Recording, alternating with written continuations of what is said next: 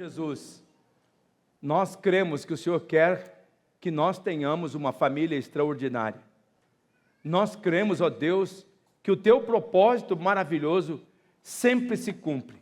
E por isso, ó Deus, nesta noite de sábado, nós pedimos, ó Jesus, venha iluminar a nossa mente, para que nós possamos relembrar as verdades que fazem da nossa família uma família extraordinária. Como é que nós podemos tornar o nosso casamento uma relação extraordinária? Eu sempre sonhei desde menino. Quando eu tinha 15, 16 anos, que no meu coração ficou claro que eu seria pastor, era uma questão de tempo, eu iria para um seminário me preparar. Eu fiquei pensando assim, como é que é a casa que eu queria? Desde a minha infância eu olhava para a minha casa. Não posso dizer que a minha casa não tinha os seus encantos, que a minha família não tinha os seus encantos. Eu tinha uma mãe honesta, eu tinha um pai trabalhador, mas era um ambiente tão terrível. Era um griteiro, era um brigueiro, era tanto palavrão. E eu ficava pensando, Senhor Jesus, eu não quero isso para a minha vida. Eu compreendo que Deus permitiu que eu nascesse naquela família, cercado pelo amor do meu pai e da minha mãe, mas num ambiente que eu não deveria gostar. Eu creio que Deus estava me preparando para um ambiente diferente, que eu deveria, como um transformador de realidade, trabalhar para ajudar outras pessoas, para viver esse ambiente. Então eu comecei a imaginar. Eu via as famílias e eu olhava para as famílias como aquele olhar de quem está estudando as famílias. De quem está dizendo, eu quero isso e eu não quero aquilo outro. E aos poucos eu fui vendo que Deus desenhou na Bíblia uma família extraordinária para nós, para que nós pudéssemos ser. E se você quer ter uma família extraordinária, a primeira coisa que nós precisamos entender é que uma família extraordinária, que está registrado em 1 Coríntios, no capítulo 7, no versículo 7. Eu quero que você dê atenção a esse texto. Não somos todos iguais. Deus dá a alguns o dom de um marido ou uma esposa, e outros o de poderem ficarem felizes como solteiros. Eu descobri há pouco tempo que tem um dom na Bíblia chamado dom da solteirice. O dom da solteirice. Leve a sério esse texto bíblico. Cada um tem um dom específico de Deus. Alguns têm o dom de estar casado, outros o dom de permanecer solteiro. Talvez você perguntasse, como é que eu sei que eu tenho o dom de ficar solteiro? É que se você foi sempre doidão para estar casado, significa que você não tem esse dom de solteirice. Eu mesmo não tenho. Não tenho. Procurei, imaginei, eu não consigo ver de jeito nenhum. Eu como solteiro. Alguns têm o dom de estar casado, o outro de permanecer solteiro. Se você desejou estar casado, certamente você não tem o dom para permanecer solteiro. Por quê? Porque o dom de permanecer solteiro capacita a pessoa para viver solteira. Não é que a pessoa está solteira na marra. Não, o dom capacita aquela pessoa a viver feliz. Agora, eu compreendo que hoje aqui, todo mundo que está aqui tem o dom de ser casado. Amém? Eu acredito. Por isso, então você precisa dar atenção ao que está escrito em Hebreus capítulo 13, versículo 4. Lá diz assim, que o casamento seja respeitado por todos e que os maridos e as esposas sejam fiéis um ao outro. Deus julgará os imorais e os que cometem adultério. Dois textos que nós estamos colocando. Um para mostrar que tem o dom da solteirice. Que nós temos que entender isso no nosso mundo atual. Muitas pessoas estão pressionadas. Ainda ontem eu estava conversando com uma menina de 20 anos. Eu estou pressionada. Estou fazendo minha faculdade, mas todo mundo está me pressionando. Quem vai ser teu marido? Quem vai ser teu marido? Quem vai ser teu marido? São pessoas que estão sendo pressionadas. E a Bíblia abre espaço para pessoas permanecer solteiras. Só que aqui ele diz, bom, se você vai permanecer solteiro, ou se você vai casar, você tem que honrar o casamento. Você tem que respeitar o matrimônio. Nós vivemos numa sociedade que desvaloriza o casamento. Hoje em dia o casamento é rejeitado, o casamento é criticado por muitas pessoas. Muitas pessoas dizem casar por quê? Tem pessoas que dizem que isso foi para uma outra cultura. O casamento é um mandamento inventado por homens, e pessoas que dizem assim, ainda mais claro, são inventados pelos padres e pelos pastores, mas os padres nem gostam tanto do casamento, que nem casar eles casam. São pessoas que têm desprezo pelo casamento. Uma grande parte da população não honra e nem respeita o casamento. Por que que o casamento é importante? Acho que é importante tratar esta pergunta. O casamento é importante porque ele é uma conexão entre um homem e uma mulher. Eu preciso deixar isso claro. Foi Deus quem definiu o casamento. O casamento, ele é um plano de Deus. Deus criou o casamento para ser uma ponte entre um homem e uma mulher. Deus fez isso para o benefício do homem. Deus fez isso para o benefício da mulher. O casamento, ele é uma instituição para ser permanente. Então, quando fala de um homem e de uma mulher, é bem claro. Não é de um homem com outro homem, de uma mulher com a outra mulher, mas de um homem com uma mulher. Em segundo lugar, o casamento é importante porque é a forma divina para a multiplicação humana. O casamento é a forma de Deus continuar a criação. E aqui eu vou falar de novo, porque essa frase é importante. O casamento é uma forma de Deus continuar a criação. É por isso que é entre um homem e uma mulher. Dois homens ou duas mulheres não podem cumprir isso, de continuar a criação. E é na dimensão do casamento entre um homem e uma mulher que isso é possível. Em terceiro lugar, o casamento é muito importante porque as crianças precisam de proteção. As crianças precisam de proteção. As crianças são indefesas. As crianças são vulneráveis. Deus sabia que as crianças iriam precisar de uma estrutura protetora. Escute bem isso. Uma estrutura protetora. E veja que essa estrutura protetora não é o conselho tutelar. Tem o seu valor, a sua importância, mas não é o conselho tutelar. Essa estrutura protetora não é a escola. Essa estrutura protetora é o casamento.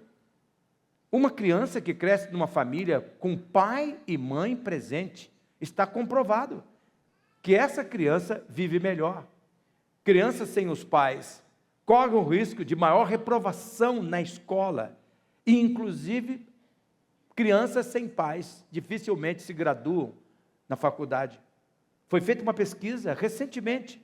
Crianças sem os pais, elas correm mais o risco, gente, de se envolverem em alcoolismo, de se envolverem em drogas.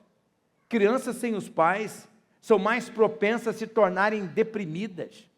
Pais que não estão presentes, crianças que estão se cortando, mães que não estão presentes, crianças estão se cortando.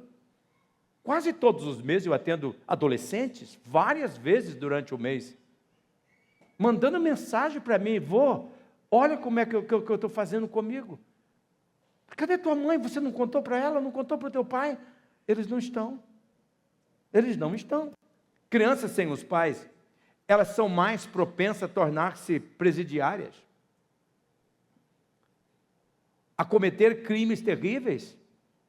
Eu recebo várias cartas das penitenciárias, por causa do meu livro, O Anseio, e por causa do livro Deus que não desiste, e por causa do livro Resistência. Eles chegaram nas penitenciárias. Eu recebi recentemente uma carta de São Paulo. Ele disse: chegou na minha mão o teu livro. O senhor não pode mandar outros títulos para mim? Eu preciso ler, porque eu quero me entregar a Cristo. Conta as suas histórias. Mãe que não estava presente, pai que não estava presente. Crianças sem os pais correm mais o risco, são mais propensas a fracassar na vida, nas suas relações matrimoniais. Por outro lado, crianças que crescem com seus pais, veja o que acontece. Elas passam a desfrutar de uma melhor saúde física, de uma melhor saúde emocional, de uma melhor saúde espiritual. Eu alerto vocês, por isso que eu me esforço que nossa igreja seja um lugar onde as crianças sejam amadas.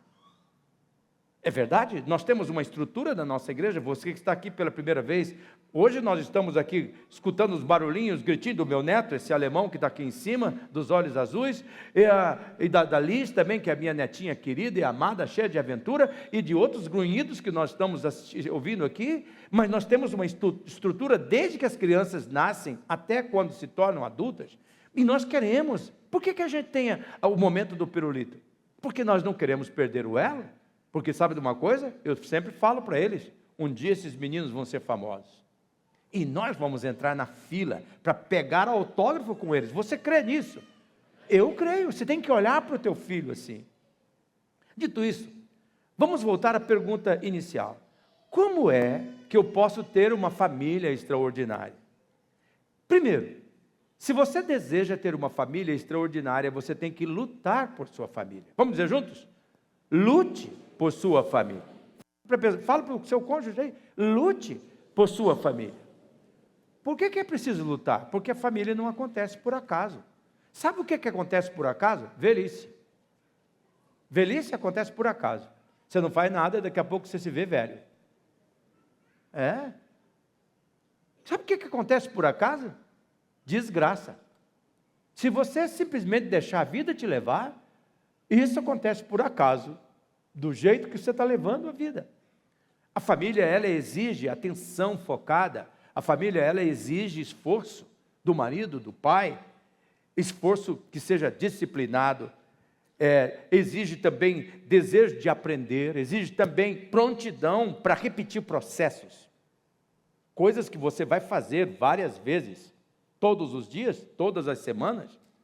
A família, ela exige que cada pessoa lute por ela. Amorosamente, eu lhe confronto nessa noite. Você está lutando por sua família? Neemias, que se tornou um grande líder, ele registrou no seu livro, Irmãos e Irmãs, quando ele estava reconstruindo os muros de Jerusalém, como nós vemos no capítulo 4, no versículo 14, ele diz assim: lembre-se do Senhor, que é grande e glorioso, lutem a favor dos seus amigos, de suas famílias e dos seus lares. Olha que coisa, esse texto, ele me chama muita atenção.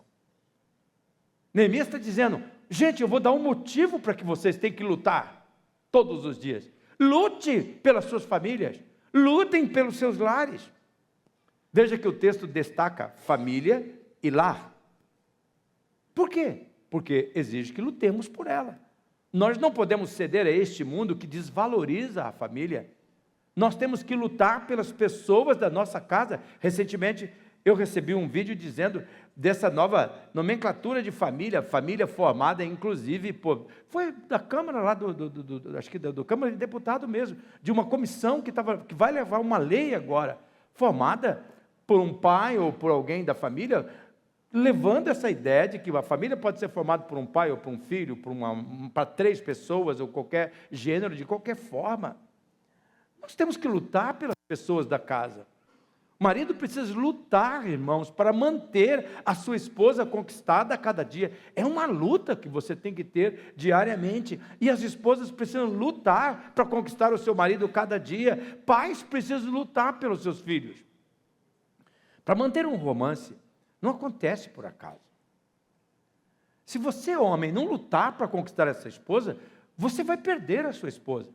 E vai se enveredar por um caminho sem volta, de prisão. E mulher, você tem que conquistar esse marido todos os dias. Mas vocês dois juntos têm que conquistar seus filhos. A família envolve coisas que nós temos que fazer, que nós temos que lutar. Para isso, nós precisamos compreender que lutar pela família envolve uma batalha. Diga, uma batalha. Uma batalha. E eu quero destacar 2 aspectos dessa batalha. O primeiro aspecto é que a família envolve uma luta na área das emoções. Na área das emoções. As pessoas da casa precisam lutar para manter as emoções saudáveis. Você sabe o que eu estou dizendo? As pessoas da casa precisam lutar por manter sentimentos que cooperam com a família. As pessoas da casa precisam ter um espaço para ventilar as emoções E isso envolve uma luta, envolve uma batalha que precisa vencer cada dia. Por quê? Porque está certo que nós vamos acordar muitas vezes irritados, de mau humor. Se você é parecido comigo, você levanta de mau humor. E eu preciso, inclusive, eu saio no escuro. Hoje mesmo era 4h45, eu levantei no escuro, peguei meu celular, levantei no escuro e levantei tateando, para não acordar a minha japonesa, que dorme até um pouquinho mais tarde. Abri a porta, fechei devagarinho, e aí cheguei na minha sala, onde eu tenho a minha devoção, e eu então liguei a luz com os olhos fechados, para ir acostumando um pouquinho, e abri os meus olhos, e já vi. Porque eu já tinha tocado o cotovelo na porta. Eu não sei o que está acontecendo comigo, eu estou perdendo noção de espaço. Eu vivo com o meu cotovelo dolorido dos dois lados. Estou com dor de cotovelo, falei para o senhor esse dia, estou com dor de cotovelo de tanto trombar, essas malditas portas não saem do meio da estrada. A gente fica trombando o tempo todo. Mas se você é igual eu, você levanta meio azedo. Nós temos que ter um ambiente em casa, envolve essa luta, e nós temos que ter oportunidade de ventilar os sentimentos. Deus me apertou esses dias. Se Sueli falasse todo o sentimento dela, você ia ou querer ouvir? Eu disse, Senhor, deixa eu pensar melhor sobre o assunto. Mas eu quero esse ambiente. Uma das coisas maravilhosas que nós fizemos desse final de ano é repassar a nossa relação. O que é que nós estamos fazendo certo, o que é que nós estamos fazendo errado? Em todas as nossas áreas. Nós temos que dar espaço para falar, para ventilar. Família envolve uma luta espiritual. Preste bem atenção. Você não pode sair daqui nessa noite sem considerar isto. Cada pessoa da casa precisa estar consciente que o diabo não tem interesse que você dê certo com esta mulher. O diabo não tem interesse que você seja feliz ao lado da sua esposa, ao lado do seu marido. O diabo não tem interesse que você se dê bem com essa criança que Deus lhe deu. Ele quer que você seja exigente demais ou relapso. Portanto, nós precisamos estar conscientes que a nossa luta não é contra as pessoas, não é contra a carne e o sangue, mas é contra o diabo. O mal ataca a família desde o paraíso. A história da serpente era o mal atacando a família. Por quê? Porque o diabo quer transformar o paraíso da sua casa no inferno, num ambiente infernal. Então a nossa luta não é contra a carne. Veja o que está escrito em Efésios, no capítulo 6, no versículo 12, diz assim, pois nós não estamos lutando contra seres humanos, mas contra as forças espirituais do mal. O diabo fica perturbando, plantando coisas na nossa mente, gerando confusão, torcendo palavras. Nós temos que entender isso. Nós temos que lutar por nossa família.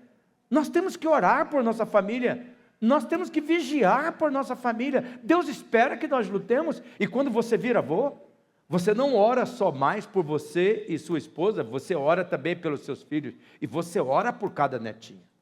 Por cada netinho. Eu tenho 7. E eu oro pelos meus netinhos, nominalmente. E eu falo daquilo que me preocupa, daquilo que eu clamo, mas ao mesmo tempo eu reivindico as promessas que eu tenho. Quando você olha para os teus filhos, você lembra das promessas? O diabo quer frustrar essas promessas. Então você tem que lutar por sua casa. Você tem que orar por sua casa. Marido, levante mais cedo um pouco. Ande por sua casa. Ande marcando o território. Em nome do Senhor Jesus. E diga, Satanás, esse aqui é meu lar, eu estou lutando pelo meu lar. Eu estou lutando pelos meus filhos, Senhor. Eu creio que eles vão ser flechas que eu vou lançar para mais longe do que onde eu cheguei, Senhor. Está escrito na tua palavra. Senhor Jesus, esse lugar aqui é um lugar de alegria, é um lugar de gozo, um lugar de refrigério. Senhor Jesus, Satanás, você não tem lugar aqui nesta casa. E tem vezes que eu faço isso.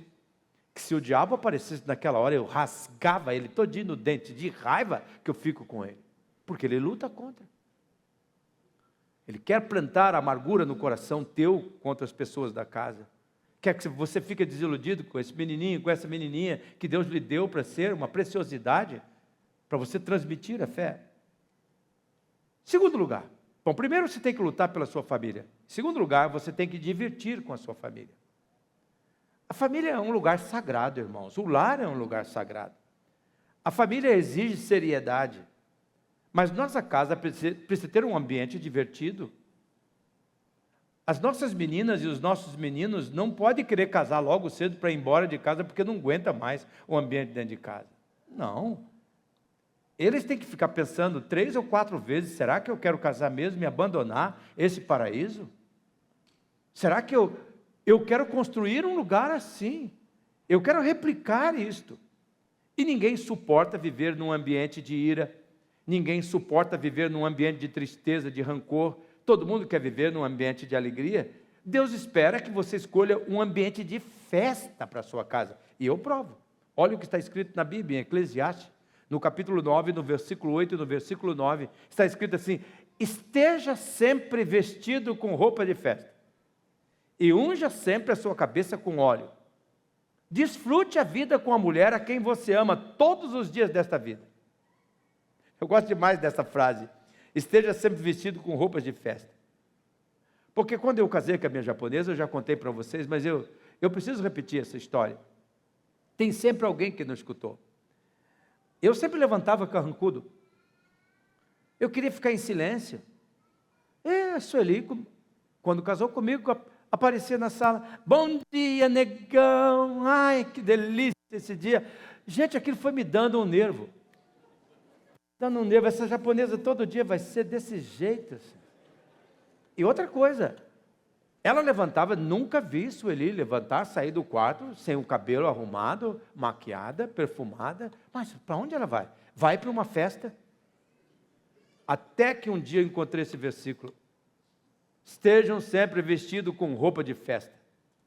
E eu comecei a perceber que não era uma coisa só de você estar bem arrumado, bonitão, cheiroso, mas tem a ver com a sua atitude, de que você quer viver num ambiente de alegria, que você quer viver num ambiente de festa.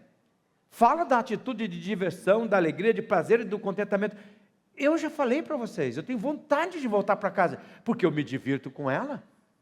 A gente sorri, a gente se racha de dar risada, um conta piada para o outro, cada piada sem graça, que às vezes a gente dá risada pela falta de graça que tem a piada, mas nós nos alegramos, e tem vezes que nós choramos de felicidade, nós choramos pela presença de Jesus estar conosco.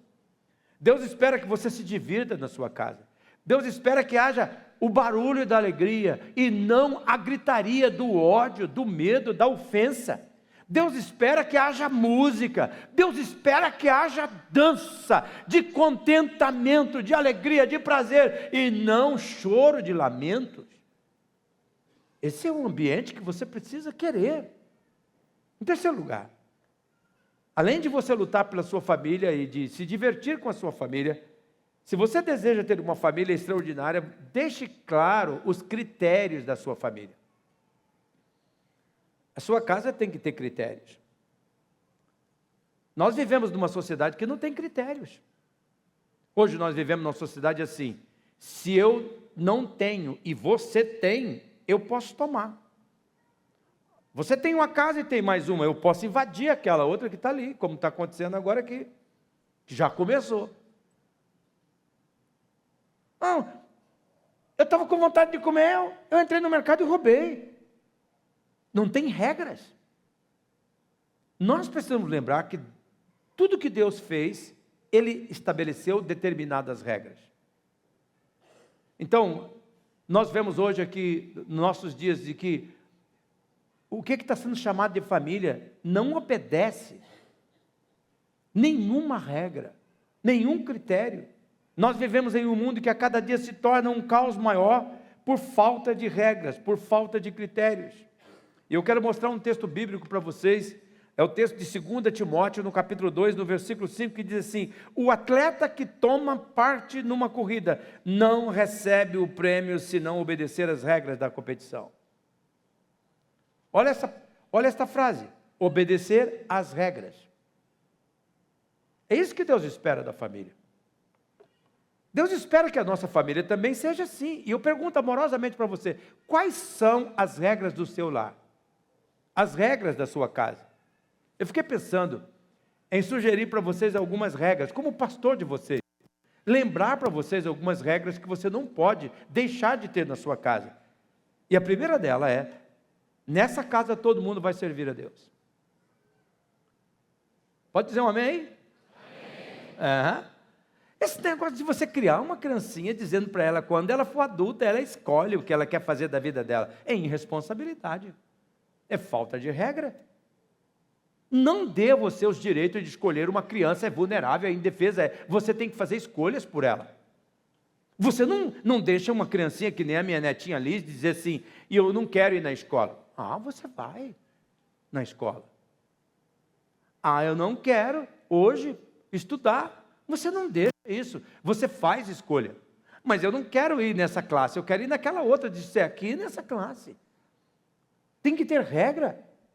A família só vai permanecer firme se você estabelecer regras de Deus para a sua casa.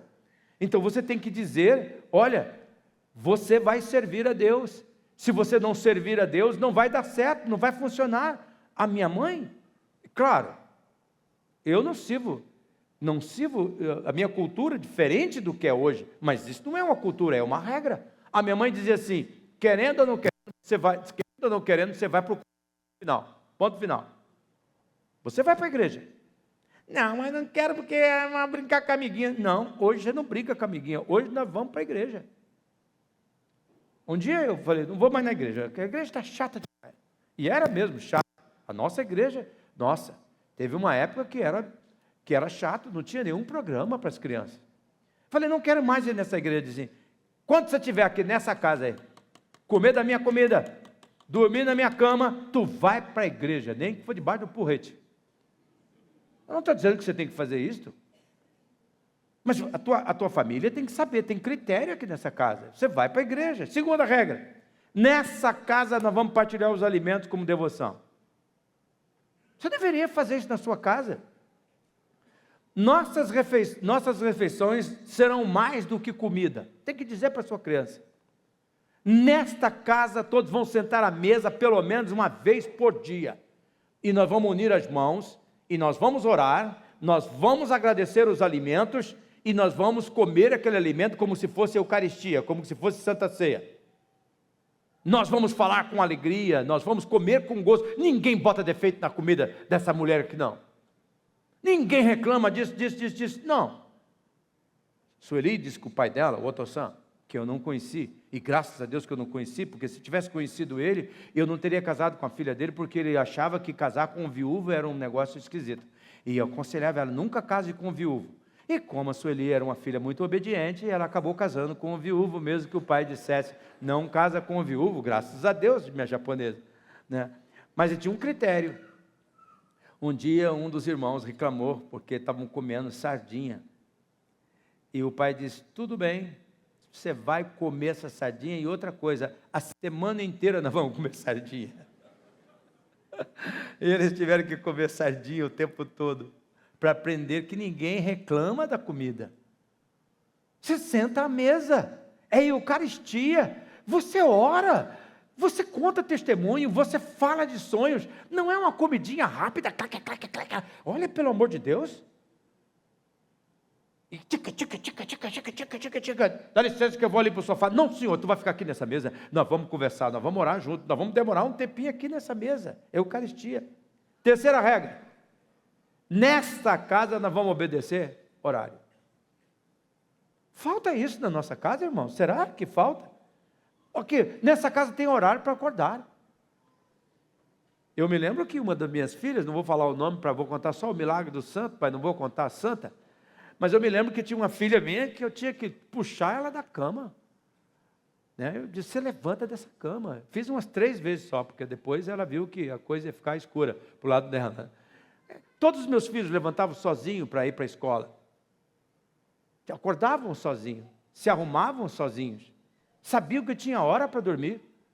Com as 2 meninas eu fui mais severo do que com o menino, porque ele já estava já estava ali como arrimo de família, no finalzinho, é o xodó do pai. Mas tinha horário para dormir, para ir para a cama, 8 e pouco, todo mundo para a cama, vamos fazer papai do céu, e todo mundo na cama, e pronto. Era o tempinho que eu tinha de namorar, a minha belezura. Vai para a cama agora, vai não está com sono, vai sem sono, para a cama. Porque na cama que o sono chega, não é lá no sofá, vendo televisão, é na cama, e sem televisão, sem nada, a luzinha apagada, só com aquela lâmpadazinha do canto lá. Pai, deixa a porta um pouquinho aberta para você escutar algum barulhinho do pai, conversando com a mãe, mas vocês têm que ir para a cama. Nós vamos ter horário para sentar na mesa e para sair da mesa. Nós temos horário para assistir TV, mas nós temos horário também para orar. Nós temos que estabelecer regras. Você tem que deixar claro, essa casa tem regras. Outra coisa, já deixei claro para meus filhos. Quem está servindo essa comida? É a mãe. Então ninguém começa a comer antes da mãe chegar nessa mesa. Tem esse negócio de ficar pegando uma coisinha aqui. Eu não quero. Não, senhor, espera. A mãe está trabalhando pesado para botar essa comida. Tem regra. Você espera a mãe para comer. Você pode ficar escandalizado, pelo amor de Deus, isso é ser carrasco, não. Tem que lutar segundo as regras. Que falta de respeito com a mãe, com a sua esposa, de estar servindo antes que aquela que trabalhou pesado para fazer, chegou à mesa, teve a oportunidade de servir. Deus espera que a sua família seja um lugar onde tenha regras. Quarta regra. Vamos para a quarta regra. Nessa casa todos desempenharão uma função. Todos terão que cumprir determinadas tarefas para o bom funcionamento desta casa. Esse papo furado de criança não pode trabalhar, que criança tem que brincar, é mentira do capeta, inventaram isso daí, gente. Não é verdade. Não é verdade. Se você fizer isso com a tua criança, você está estragando a sua criança. Deus espera que você ensine. A família é um lugar que você tem que colocar regra para ensinar a ela responsabilidade. Quem arruma a tua cama é você. Quem pega a roupa suja do chão é você. Onde que é o lugar de roupa suja? Deve ir lá. Você vai ter que fazer isso algumas vezes. Você vai ter que deixar claro as regras da sua casa. Deus espera que a família seja um lugar onde você ensine responsabilidade e que você ensine o valor do trabalho. Quando é que essa criança vai aprender o valor do trabalho? Quando ela ficar um adolescente, um jovenzinho de 18, 19, 20 anos? Aí ela vai dizer para você assim, bem assim, eu não pedi para nascer, você me colocou no mundo, o problema é teu, se vira. E você vai se matar de trabalhar em dupla jornada, mãe, em dupla jornada, pai. E aquele menino e aquela menina vai estar desdenhando daquilo que você está dando. Quinta regra, nesta casa tem autoridade. Você tem que deixar isso claro. Quem é que manda na tua casa? Deve ser você e tua esposa. Deve ser o pai e a mãe.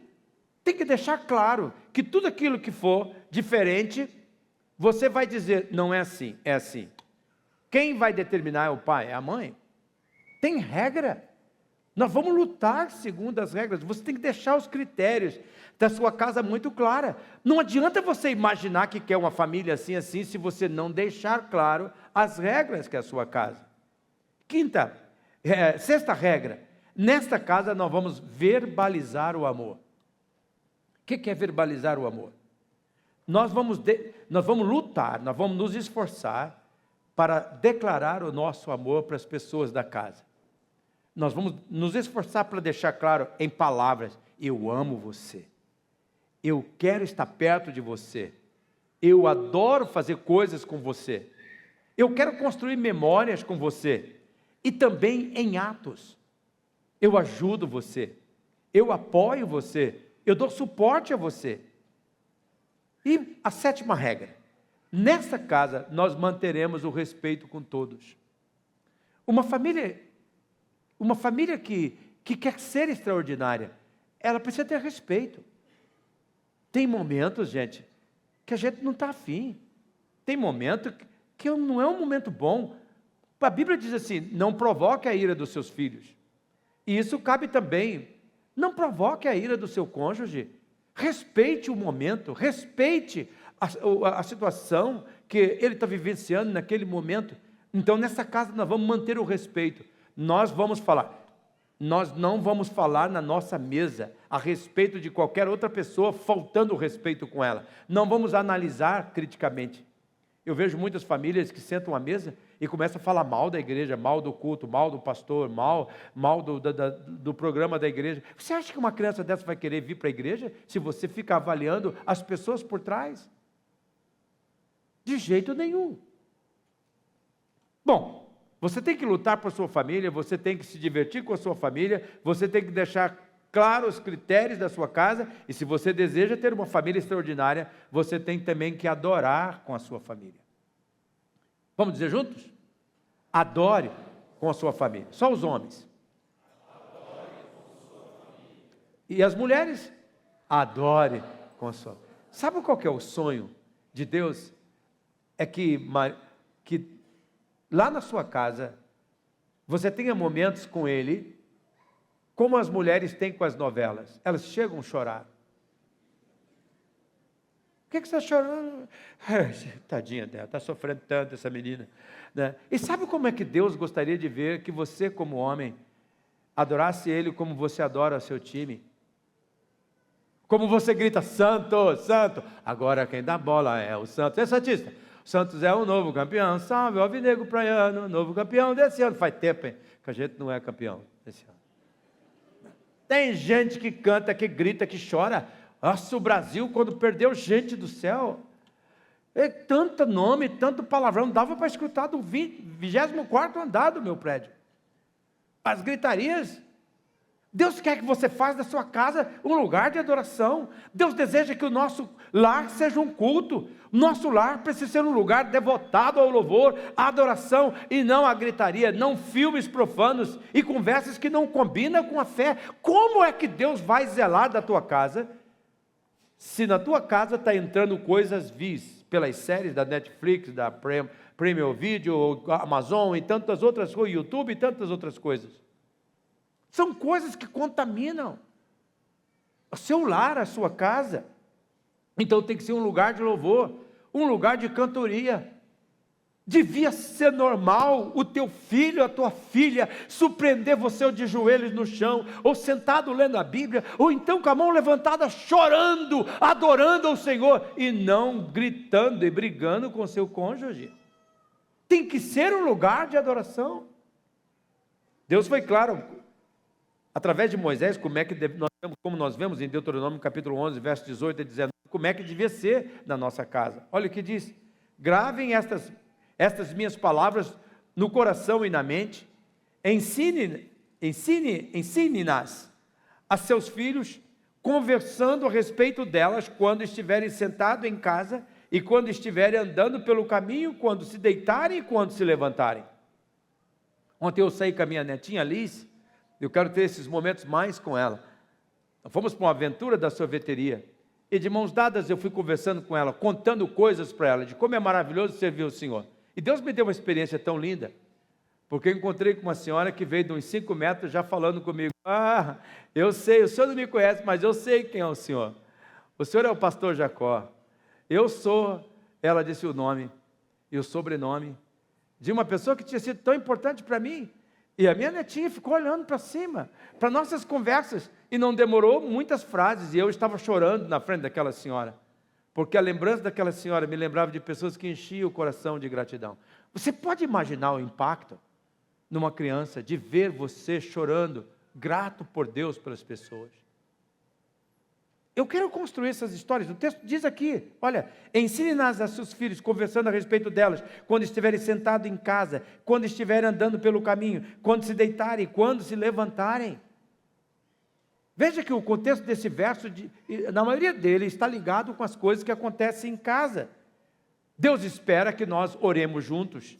Deus espera que nós cantemos juntos. Deus espera que nós leiamos a Bíblia juntos. Deus espera que o nosso lar seja um lugar de culto. O primeiro lugar que deve impactar a vida nossa e das nossas crianças tem que ser em casa, não na igreja, tem que ser em casa. E você vem à igreja porque em casa já é um lugar de culto, e a sua criança vai ter alegria de fazer isto. Por isso, nós precisamos tomar a atitude que Josué tomou no capítulo 24, no versículo 15, onde ele diz assim: eu e a minha casa serviremos ao Senhor. Vamos gritar isso juntos? Eu e a minha casa serviremos ao Senhor. É maravilhoso isso que Deus quer fazer. Bom, você tem que lutar por sua família, você tem que divertir com a sua família, você tem que estabelecer os critérios, as regras, você tem que também adorar com a sua família. Em quinto lugar, você tem que respeitar as etapas da sua família. Você sabia que Deus estabeleceu etapas para tudo que Ele fez? A vida é assim, infância, adolescência, juventude, maturidade, aquilo que algumas pessoas chamam de melhor idade.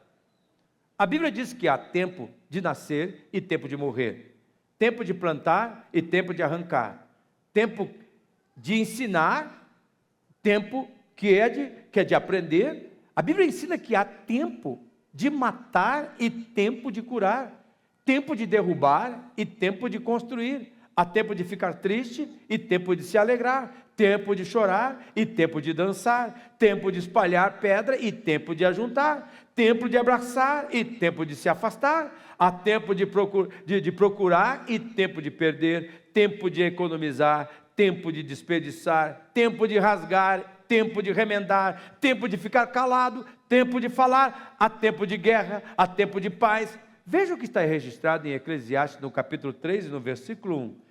Tudo neste mundo tem o seu tempo, cada coisa tem a sua ocasião. Cada coisa tem a sua ocasião. A palavra ocasião nesse texto se refere às etapas, às estações da vida. Qual estação que você está vivendo hoje? A mensagem é clara: respeite as etapas, as estações da vida. A natureza ela é baseada em 4 estações: primavera, verão, outono e inverno. A família também tem as suas estações, que tem cada dessas estações peculiaridades. Deixa eu falar um pouquinho sobre essas etapas da família. Eu gosto de olhar para identificar as etapas como momentos que a família passa. A primeira etapa da família é a primavera. E a primavera ela é conhecida pela etapa da ocupação. Primavera é um período lindo. Tem música no ar, tem beleza por todo lado, tem flores embelezando a estrada. A primavera é o período da realização. O marido no trabalho, a esposa em dupla jornada, filhos na escola com período integral, tarefas para fazer de noite, todo mundo correndo de um lado para o outro a fim de conquistar, de realizar. É a etapa da ocupação. As pessoas estão ocupadas. Essa etapa, irmãos, pode se transformar em uma ameaça para o romantismo. Essa etapa pode ser um veneno para a vida sexual. Essa etapa pode ser uma desgraça para as crianças devido à falta da atenção.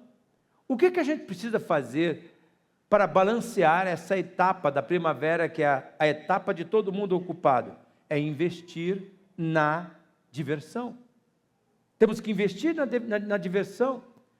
Nessa etapa nós precisamos arrumar formas de conectar a família, de conectar o pai com o filho com a mãe, de conectar o marido com a esposa. Se as pessoas da casa não investirem na diversão, elas serão trocadas pela ocupação da realização, e cada pessoa vai ficar envolvida com tantas coisas e que vai matar a família. Isso pode gerar, inclusive, um ambiente de abandono, e ninguém suporta, irmãos, viver um período se não investir. Ninguém suporta viver o tempo todo ocupado se essa pessoa não investe um pouco na diversão. Por isso eu recomendo que vocês façam umas descobertas em casa. Quando os meninos eram pequenos, a gente fazia várias brincadeiras, caça ao tesouro. A gente fazia também outras brincadeiras, como, por exemplo, eu me lembro de uma brincadeira que tinha lá em casa, chamada Uno,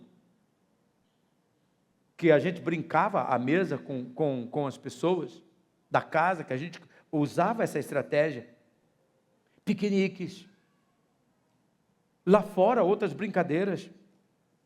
Arrume maneira, talvez o dominó, a dama, a trilha, tantas brincadeiras de mesa que você reúne a família e desliga a televisão e nós vamos nos conectar. Nós vamos nos divertir juntos. Eu recomendo pequenas viagens, talvez num pesqueiro, talvez num lago. Bom, agora nós estamos numa cidade chique, porque nós vamos ter até praia. Eu só quero ver se todo mundo do Jardim Alvorada resolver ir para essa praia no mesmo dia. Já são 100 mil pessoas só no Jardim Alvorada. Como é que vai ser esse negócio lá, né? Mas vai ser interessante, né? Tem uma praia, pelo menos a gente tira uma foto de longe, cheio de gente, né? Tem praia, tem tantos parques, e nós não podemos negar, Maringá é uma cidade linda, com tantos lugares lindos. Tem a primavera, mas também tem uma outra etapa. A segunda etapa é verão. E essa etapa do verão, ela é conhecida pela genialidade, e todos nós gostamos do verão. Todas as coisas estão indo bem, em casa está tudo bem, há um clima favorável, a saúde vai indo bem, tem os recursos dentro do equilíbrio suficiente, as coisas estão fluindo tranquilamente, mas preste atenção, deixa eu fazer um alerta, o verão é curto. O verão passa rapidamente, gente. Que coisa, quando você já viu, o verão já foi. Porque por isso eu sugiro a você, atenção, senta aí, nenenzinho, senta, ajuda aí, mãe, ajuda aí, tio. Ajuda todo mundo aí para ele sentar. Isso. Vocês crianças, agora vocês param de conversar, senão eu vou, não dá pirulito, hein? E hoje vai ter pirulito, tá? Hoje vai ter pirulito para todas as crianças. Hoje não pode faltar pirulito, não é verdade? Não vai? Não pode faltar. Então, você precisa, nesse tempo do verão, você precisa fazer investimento. Você precisa entender que passa rapidamente esse período. E você tem que investir. Verão é tempo de plantar. Verão é tempo de preparar. Verão é tempo de semear. Verão é tempo de investir. Se você deseja uma família extraordinária, faça investimento na sua relação nos bons tempos, no verão. Nós não podemos deixar o motor do carro fundir para a gente procurar ajuda. Nós temos que fazer manutenção da mesma forma com o casamento. Você tem que aproveitar o verão para investir. Quem sabe participe de um seminário, a nossa igreja vai ter tanto esses anos. Invista na leitura de bons livros, faça parte de cursos na igreja. Aproveita o verão para você investir na sua casa, investir na sua relação sexual. Faça a sua vida íntima com a sua esposa, com o seu marido ser ainda mais porreta, mais quente, mais fervorosa, mais ardorosa. Sempre há um espaço para melhorar. Verão é curto, mas você tem que investir neste período. E vem o outono. O outono, qual é o outono? O outono é a etapa das mudanças. As folhas estão caindo, as cores estão mudando. Está chegando uma nova estação. E acontecem mudanças boas, mas acontecem também mudanças ruins. Algumas delas são ruins. Mudanças boas podem ser a chegada de um filho, no meu caso de um neto, pode ser uma promoção no trabalho, pode ser a conquista de um sonho, mas mesmo as mudanças boas podem gerar estresse, pode gerar determinadas necessidades de ajustes. Por isso, no outono, nessa etapa das mudanças, que está acontecendo as mudanças, quem sabe as crianças já não dependem mais de você para trocar roupa, quem sabe agora já são pré-adolescentes, quem sabe já são adolescentes, quem sabe já são jovenzinhos, você tem que fazer ajuste, você tem que fazer mudanças. Algumas vezes nós lutamos contra as mudanças, porque alteram a nossa vida, tira a gente da zona de conforto, da zona de segurança. Por isso, na estação das mudanças, troque o estresse por ajustes. Faça a mudança ao invés de você ficar pressionado. Se você está lutando por uma família extraordinária, você vai precisar crescer. Isso exige que você efetue mudanças, que faça ajuste. No momento que você está vivendo, qual é o ajuste que Deus está pedindo que você faça? Qual é o ajuste que Deus quer que você faça? Qual é a mudança que Ele quer que você faça?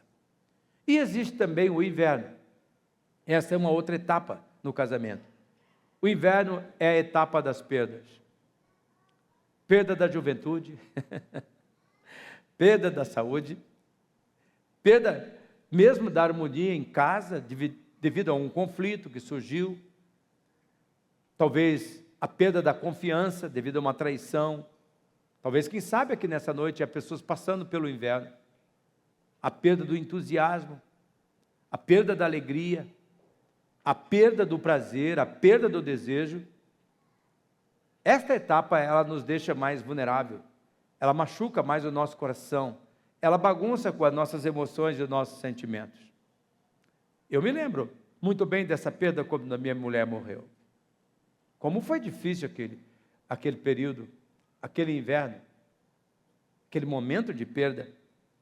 Como foi difícil quando as minhas filhas casaram. Foi uma perda. Como foi difícil quando eu me despedi do meu filho no dia do casamento. Me lembro que estava ainda ajeitando a gravata, a borboleta dele. Acho que era borboleta, agora não lembro.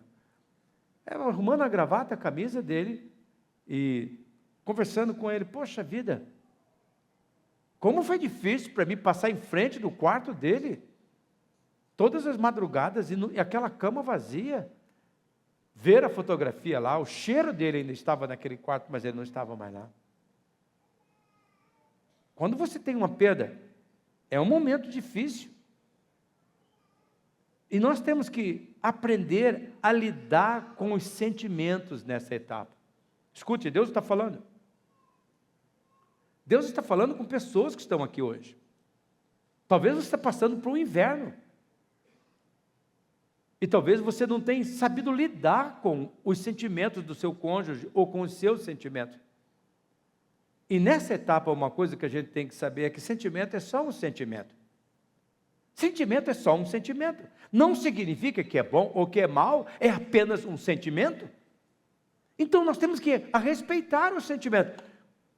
Porque eu estou com raiva hoje, eu estou chateado hoje, respeita o sentimento, é só um sentimento. Mas você também tem que respeitar que sentimento é só um sentimento. É algo que vai passar, é um sentimento apenas. Então nós temos que aprender a lidar com o sentimento nessa etapa, com o sentimento dos outros da família.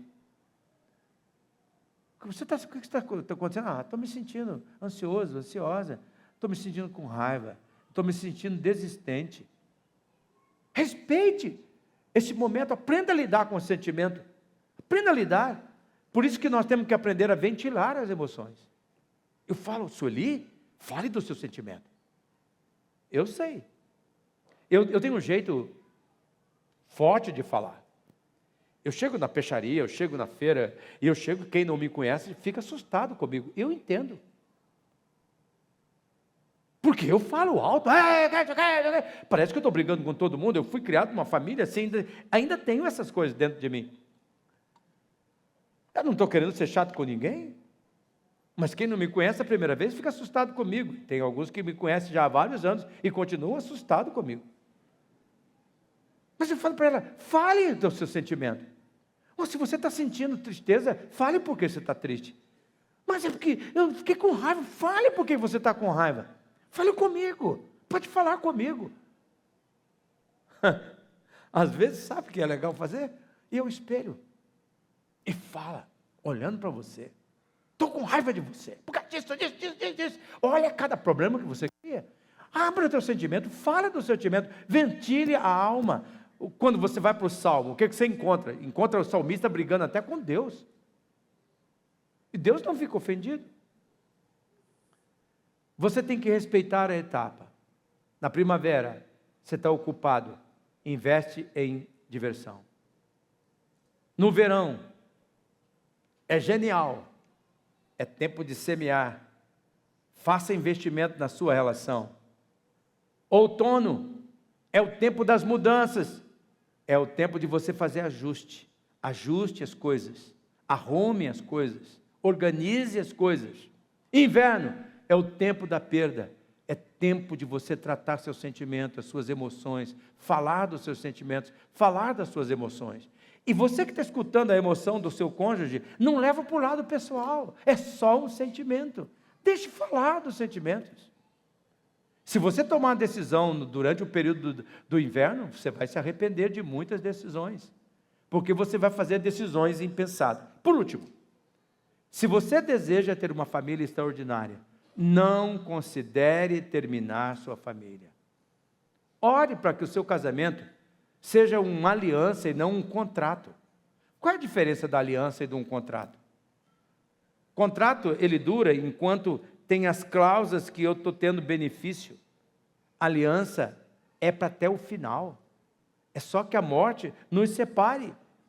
A Bíblia coloca assim, o assunto em Hebreus, no capítulo 13, no versículo 4, honre o seu casamento e os seus respectivos votos, e sejam puros, porque Deus, sem falta, castigará todos os que são imorais ou cometem adultério. Veja aqui, a Bíblia deixa claro aqui que o texto fala de honra, honra para cumprir os votos. O texto ainda alerta de castigo divino. A Bíblia diz que aquilo que Deus uniu não separe o homem. O casamento é para sempre. Bom, perguntaram para o pastor Rick Warren, você já considerou a possibilidade de divórcio? E daí ele disse, não, de jeito nenhum. Nunca considerei a questão do divórcio, mas assassinato sim. Assassinato sim. Aqui diz, você tem que honrar a sua aliança. Há muitas pessoas que acham que deve desistir da sua família por causa de incompatibilidade. Era incompatível a mim. Gente, incompatibilidade, nós somos incompatíveis para nós mesmos. Para nós mesmos. Incompatibilidade é uma desculpa para quem quer justificar o egoísmo, que não quer viver o amor, que não quer viver a vida que Deus tem para nós. Por isso, nesse culto das alianças, chegando para o rumo final da nossa reunião de hoje aqui, Deus está falando com você, nos sacudindo aqui nesse primeiro sábado. Deus está dizendo assim, lute pela sua família, lute pela sua casa, levante, clama a mim por esta casa, divirta com esta família, brinque com essas crianças, morda na barriga dessas crianças, deixa pular em cima de você, deixa fazer da sua casa um lugar de festa, vista os trajes da alegria, deixe claras as regras desta casa, estabeleça os critérios, adore com a sua família, respeite as etapas, tem momentos distintos que você tem que saber lidar com esses momentos, mas nunca considere terminar a sua família, é para a vida inteira, é para sempre, e quando nós formos para o céu, lá não vai se dar em casamento, lá não se dá em casamento, é bom que você saiba disso, no céu não se dá em casamento, mas nós vamos viver a ideia da grande família que Deus tem para nós. Eu queria que você fechasse seus olhos agora, é um momento especial da nossa noite, é um momento de Deus para nossas famílias. Eu vejo aqui o Senhor criando impressões no coração das pessoas. Eu vejo aqui o Espírito Santo aplicando palavras no coração dessas pessoas, dizendo assim, faça ajuste. Dizendo assim, conecte-se com as pessoas da sua casa. Quem sabe você está aqui nessa noite, enquanto você está com seus olhos fechados, cabeça curvada, você tem lá um filhinho, uma filhinha, que quem sabe está demonstrando um comportamento errado, agressivo.